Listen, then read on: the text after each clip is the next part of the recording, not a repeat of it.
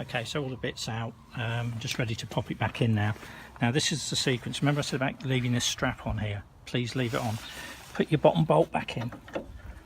That slides in there like that. Start screwing it in so it's fairly stable.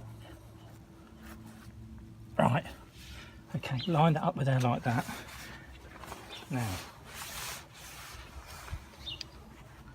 it's 18. Before you take that strap off, get your bolt in your hand ready. You'll see why in a minute.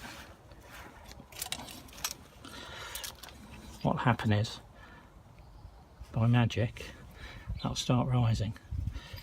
In here, you'll see some red grease. Okay, this is rubber grease. I'll put a bit in there just to make it easy. It's got to be red grease, rubber grease. That will come. It looks like a slow process, but it is there. It is coming up. So you get your bolt ready. Comes up nice and slow.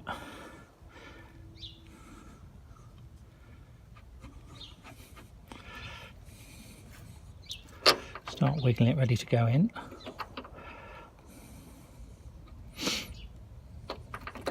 Keep doing that with it.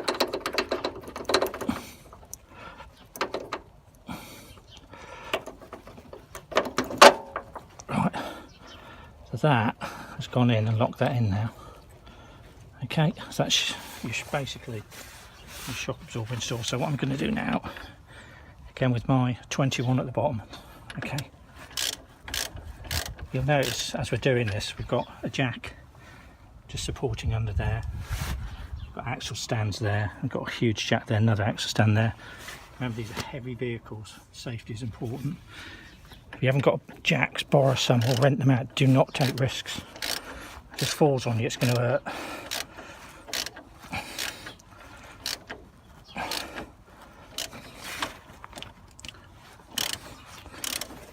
So I'm tightening up by hand as much as I can.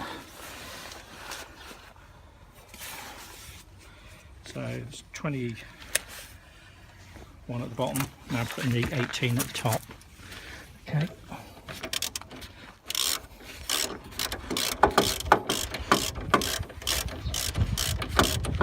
They're long bolts, you think they're never going to come out when you start taking them out, just keep twisting. And the same putting them back in.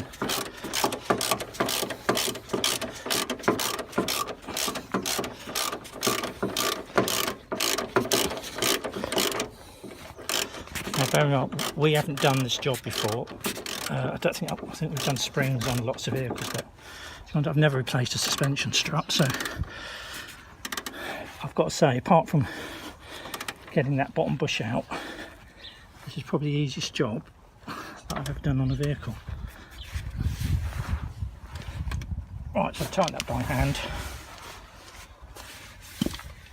You will need one of these breaker bars when you undo your nuts to start with and things, because you just can't get the leverage. I'm just tightening these up real tight. This has got to go back in for an MOT, so when we take it back to the garage, I'm just going to ask them to check the torques on these, because I don't know what they are. I can't, without getting hold of the manual. But the thing that's got a flat thread, you can't see it goes into a milled thread at the other end. It's tight enough. And I can't physically, I can only gauge how I took them off. Things with this, it'll only go in so far because it stops. There's not a nut at the other end. It's been milled out. Always make sure these are pressed home. And you notice what we've done, we've steered the wheels out as well. Yeah, towards the right so you can access all of this. I know what I do sometimes, I'll just watch the video slowly if I'm looking to find something. And the reason we've done this video, I find a couple of videos with lots of different things in it, but none specifically for this and this strut. So this is a this is for a Renault Master.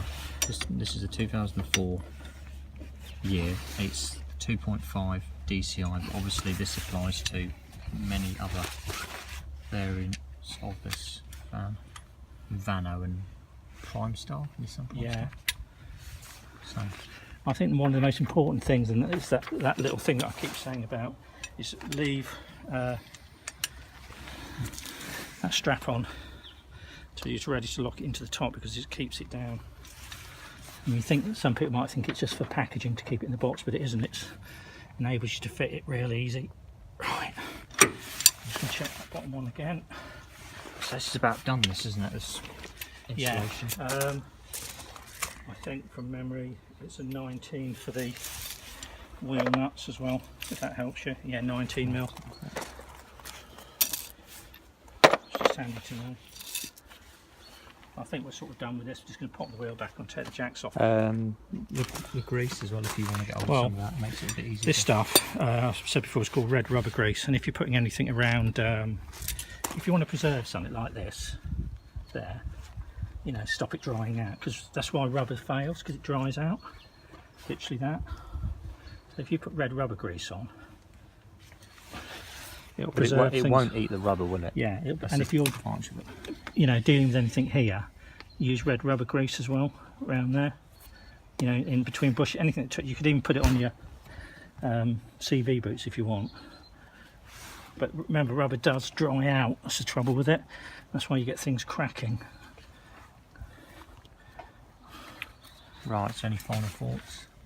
I can just take your time and be safe. Yeah. Make sure you secure the vehicle safely. Make sure you've got all your tools ready to go. Even if it means a day before putting some of this in, well, that's fine. Yeah, right tools, right part, safety, you won't go wrong.